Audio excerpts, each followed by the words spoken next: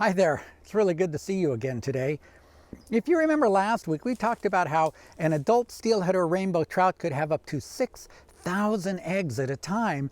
Yet of that vast number, only a very, very tiny handful, maybe 2 or 3 or 4, are going to survive to become reproducing adults. That's because of all the dangers, both natural and human caused, that they face in their lives. This week, we're going to look at the fish and some of the adaptations they've made in order to better survive. Some of these adaptations are physical, things about their body that make it easier to survive, or better able to survive might be a better way to put that.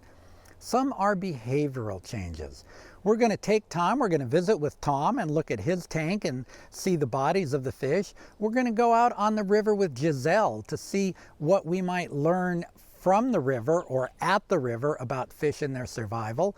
And of course, we're going to meet with our biologists, Derek, Shelly, and Ryan, to see what kind of questions we've received from students just like you. So if you're ready, let's begin this week's journey. Hey, Tom, are you ready for us? I'm ready for you, Ethan. Hi, welcome to Tank Time with Tom.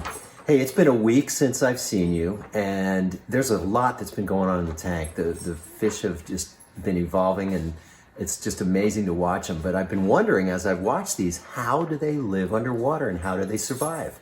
Well, let's go in and take a closer look and find out. All right, let's take the cover off the tank and take a closer look. All right, we want to talk about adaptations and how these fish are doing. How do they live underwater? Well, first of all, it's 52.5 degrees. That's just about right. And let's go ahead and take a look. Well, as we saw last week, all the eggs have hatched and they're not in front of the camera anymore. What do you think they're doing? They are actually hiding and doing a really good job of it, because from the front, we can hardly see any of them. But if you go up to the top, you can see them all huddling behind these rocks. Look at that. There's a ton of them in there. They're behind there. And they're over there. It's kind of hard to see. But they're just all huddled in there. I'll hold it right here.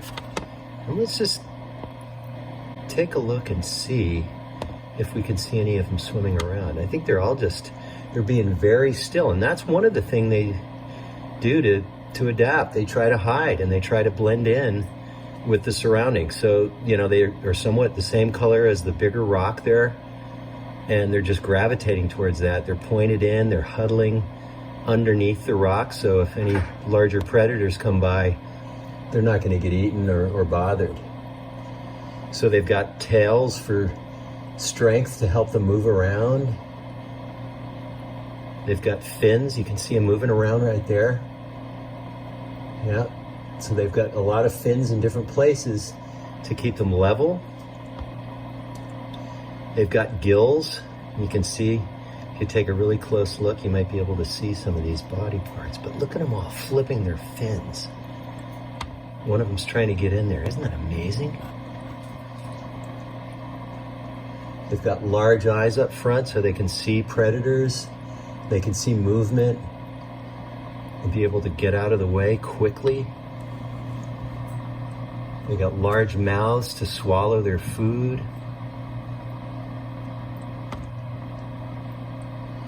But the coloration is really important here. Notice they're so well hidden.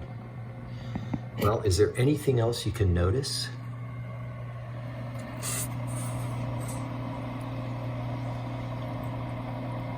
Anything at all? Well, think about it and drop Ethan a line, or send a note in and let us know what you think.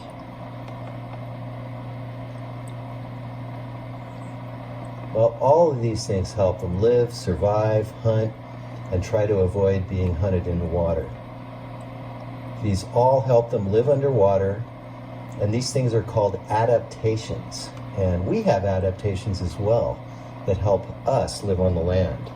But these special adaptations with these fish help them live underwater. Okay, well, now that we've talked about the fish adaptations in the tank, let's walk on over to Gisell and the creek to learn about fish adaptations in the wild. Okay, we're gonna walk down the hill.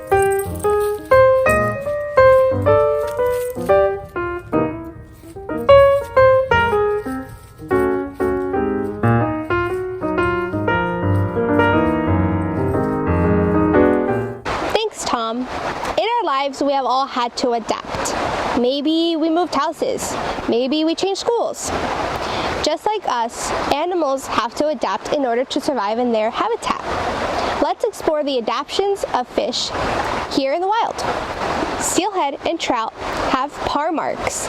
These paw marks help them hide in vegetation. Another adaptation could be fish behavior. This could be hiding or darting to get away from predators. In order to understand these adaptations, we have to learn how fish move. Let's head over to Laura to learn how fish move.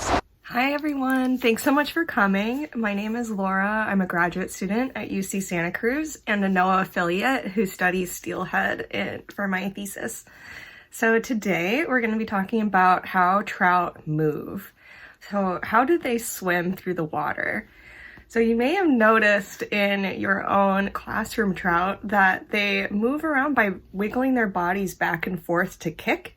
You can see that the alevins in your tank are working really, really hard by wiggling their tails. And if they're still in gravel, they're probably going to be practicing kicking. And you can see them down headfirst in the gravel, wiggling their little tails, trying to grow those muscles so that they can be big steelhead trout someday, or rainbow trout if you have rainbow trout.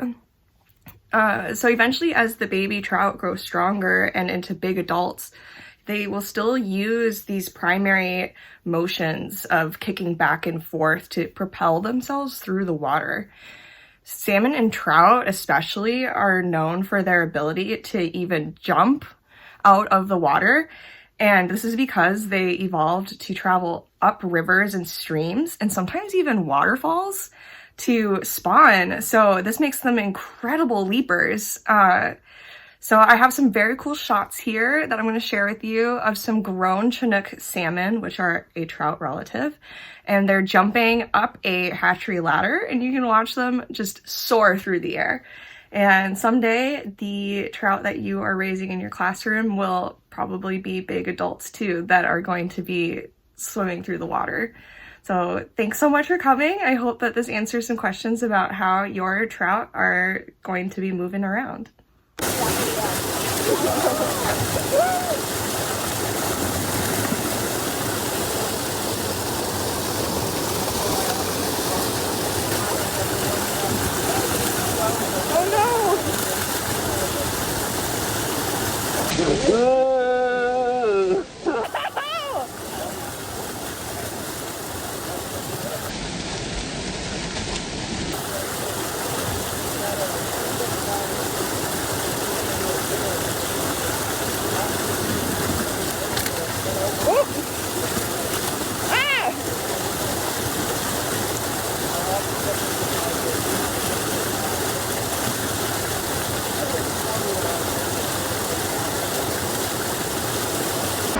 Thanks, Laura. That was really interesting.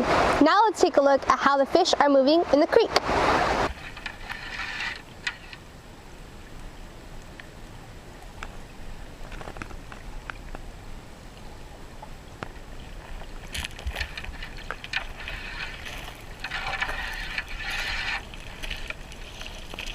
That was super cool.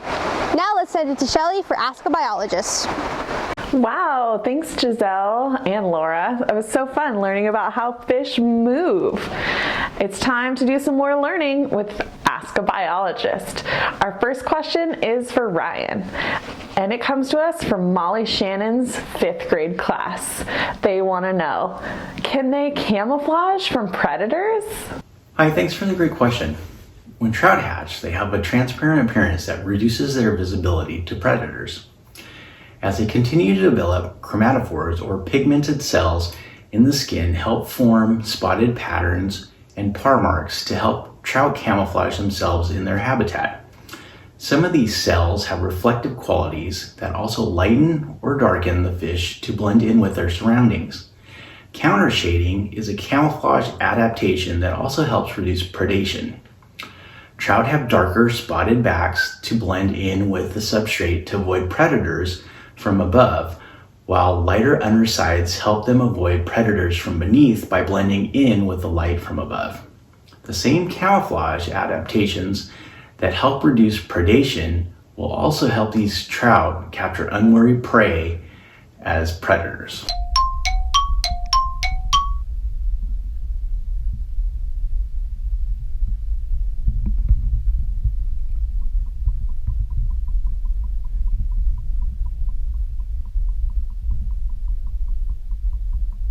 Wow, those little salmon were so well camouflaged. Really incredible. Thanks, Ryan. Our next question, it's from the Ask a Biologist Padlet, and it is an anonymous question. An anonymous student wants to know, are steelhead found in saltwater? Hi, thank you for your question. Steelhead are anadromous rainbow trout. This means that they have a life history strategy where the trout live part of their lives in both fresh and salt water. Steelhead spawn in fresh water. The eggs and young produced will rear in fresh water. If these fish migrate to the ocean, they will undergo a process called smoltification. This process is important to prepare for life in salt water. One of the signs of this process is the loss of parr marks, and the fish will take on a chrome appearance. These steelhead will remain in salt water until they undergo their spawning migration and return to fresh water. Unlike salmon, steelhead may survive to spawn again after they migrate back to the ocean. Rainbow trout that never enter the salt water are referred to as resident rainbow trout. Wow, smoltification sounds incredible. Thanks for that great answer, Ryan. Our last question today is going to be for Derek, and it's also from the Ask a Biologist Padlet, and it's also another anonymous question. This question is, can fish breathe or laugh? Great question, Shelly, and thanks. So, 2 trout were swimming in a stream. When it began to rain, one said, "Quick, let's swim under that bridge, otherwise we'll get wet." Trout don't breathe air. They can't because they have gills instead of lungs. Gills are specialized organs that extract dissolved oxygen from water and excrete carbon dioxide into the water. When trout aren't swimming, they sometimes open their mouths and pump their gills. That may look like they're taking a deep breath, however, they are just keeping oxygen-rich water moving over their gills. Trout also don't have vocal cords. Without lungs and vocal cords, fish can't laugh, but you can. Now I'll leave you to ponder this riddle. Where do fish keep their money?